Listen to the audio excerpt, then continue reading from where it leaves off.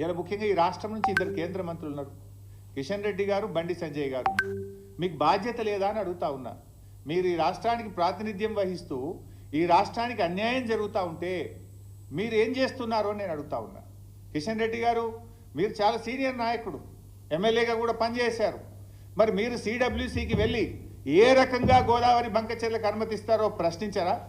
Cabinet మీటింగ్లో ప్రధానమంత్రి గారికి మీరు చెప్పరా?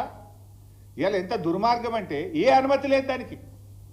నా జిఆర్ఎంబి అనుమతి లేదు, సిడబ్ల్యూసి అనుమతి లేదు, ఎన్విరాన్మెంట్ క్లియరెన్స్ లేదు, అపెక్స్ కమిటీ అనుమతి లేదు. ఏ అనుమతి లేకుండానే కేంద్ర ప్రభుత్వం 50% నిధులు గ్రాంట్ కింద ఇస్తుందట. మరో 50% నిధులు ఎఫ్ఆర్బిఎంకు అదనంగా అప్పు తెచ్చుకోవడానికి అనుమతిస్తుంది అని చెప్పి చంద్రబాబు నాయుడు గారు స్వయంగా ప్రెస్ మీట్లో చెప్తున్నారు, పత్రికల్లో వార్తలు వస్తున్నాయి. ఎట్లా ఇస్తారు?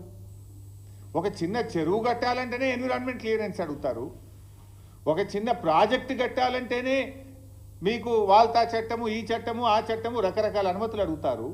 ఇంత పెద్ద ప్రాజెక్ట్, ఇంటర్లింకింగ్ ఆఫ్ రివర్స్, ఒక నదిని ఇంకో నదికి కలిపేటువంటి ప్రాజెక్టుకు మరి దాంట్లో అంతర్రాష్ట్ర సమస్యలు కూడా ఉన్నాయి.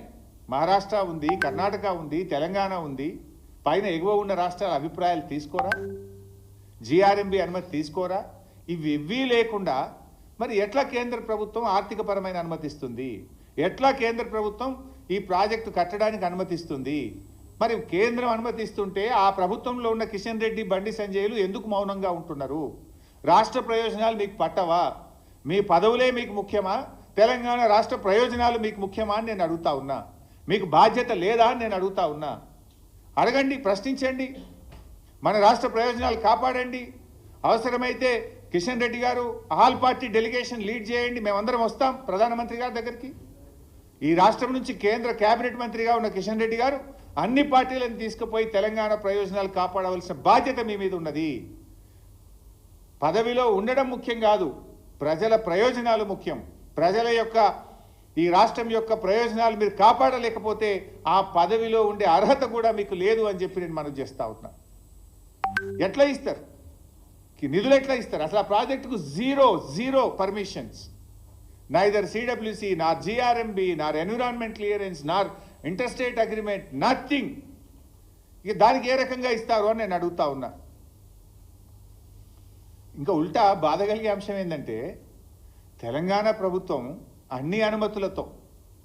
అన్ని అనుమతులతో మనం కాళేశ్వరం ప్రాజెక్టును త్వరితగతిన పూర్తి చేయాలి, తెలంగాణ ప్రజల రైతుల దాహార్తిని తీర్చాలని చెప్పి మనము కేంద్ర ప్రభుత్వ సంస్థల నుంచి అప్పు తెచ్చుకున్నాం. ఇది ప్రైవేట్ బ్యాంకులు కాదు, రేవంత్ రెడ్డి లెక్క 170 కోట్ల బ్రోకర్ ఫీజు లంచం ఇచ్చి భూములు కుదబెట్టి షేర్ మార్కెట్లో తేలే. మేము కేంద్ర ప్రభుత్వ సంస్థ ఆర్ఈసి, పిఎఫ్సి దగ్గర మనం అప్పు తెచ్చినాం. తెస్తే ఇదే కేంద్ర ప్రభుత్వం ఇది ఎఫ్ఆర్బిఎం కంటే అదనంగా ఉన్నది అని రికవరీ పెట్టింది, మన మీద రికవరీ పెట్టింది కేంద్ర ప్రభుత్వం. మీరు అప్పు తెచ్చింది ఎఫ్ఆర్బిఎం పరిమితి దాటారు అని చెప్పి మనకేమో రికవరీ పెట్టారు. కానీ ఇప్పుడు ఆంధ్రప్రదేశ్కి ఏమంటున్నారు? మీకు 40,000 కోట్లు గ్రాంట్గా ఇస్తాం, ఇంకో 40,000 కోట్లు అదనంగా అప్పు తెచ్చుకోవడానికి ఎఫ్ఆర్బిఎం పరిమితులు దాటి కూడా మీకు పర్మిషన్ ఇస్తాం. అంటే ఆంధ్రప్రదేశ్కో నీతి, తెలంగాణకో నీతి? ఏం మేము భారతదేశంలో భాగంగా కాదా? మరి భారతదేశ అభివృద్ధిలో తెలంగాణ భాగస్వామ్యం లేదా? ఎందుకు తెలంగాణ పట్ల బీజేపీకి ఇంత కక్ష అని నేను అడుగుతా ఉన్నా. ఎందుకు బీజేపీ తెలంగాణ మీద పగబట్టింది అని నేను అడుగుతా ఉన్నా. ఇవాళ మీరు పోలవరం జాతీయ ప్రాజెక్ట్ ఇచ్చారు ఆంధ్రప్రదేశ్కు, సంతోషం, వి వెల్కమ్. మాకేం జలసీ లేదు.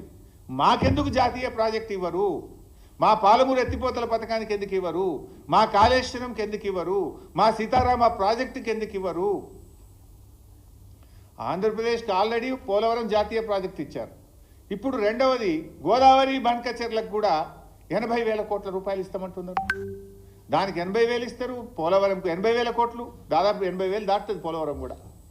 అంటే 1,60,000 కోట్ల రూపాయలు ప్రాజెక్టుల నిర్మాణానికి ఆంధ్రప్రదేశ్కు సమకూరుస్తున్నారు. అందులో ఒక పై సంబంధం అన్న తెలంగాణకి ఇచ్చారా?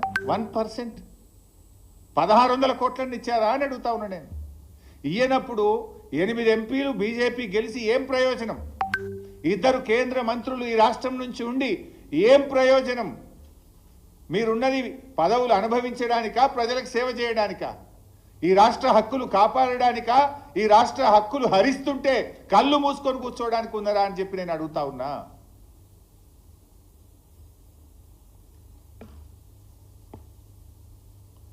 ఇలా బీజేపీ తెలంగాణకు ద్రోహం చేస్తూ ఉంది. ఇది తీవ్రమైన ద్రోహం. అరే మా ప్రాజెక్టులకు ఇప్పటికీ అనుమతులు ఇయ్యరు, మా సమ్మక్క సాగర్ ఇప్పటికీ ఇంకా అనుమతులు రాలేదు, మా పాలమూరు డిపిఆర్ను రిటర్న్ పంపించిండ్రు, మా దిండి ప్రాజెక్టుకు అనుమతులు ఇయ్యరు, మా ఏమో అనుమతులు ఇయ్యరు. పక్క రాష్ట్రానికి అనుమతులు లేకుండా నిధుల వర్షాన్ని కురిపిస్తున్నారు, కనక వర్షాన్ని కురిపిస్తున్నారు. ఏ అనుమతులు లేకున్నా కూడా నిధులు ఇస్తాం, ప్రాజెక్టులు కట్టండి అంటున్నారు. ఇది ఎక్కడి నీతి? మరి రాష్ట్రం నుంచి బీజేపీకి ప్రాతినిధ్యం వహిస్తున్న వాళ్ళకు బాధ్యత లేదా అని చెప్పి నేను అడుగుతా ఉన్నా. ఈరోజు కిషన్ రెడ్డి గారు చొరవ చూపాలి.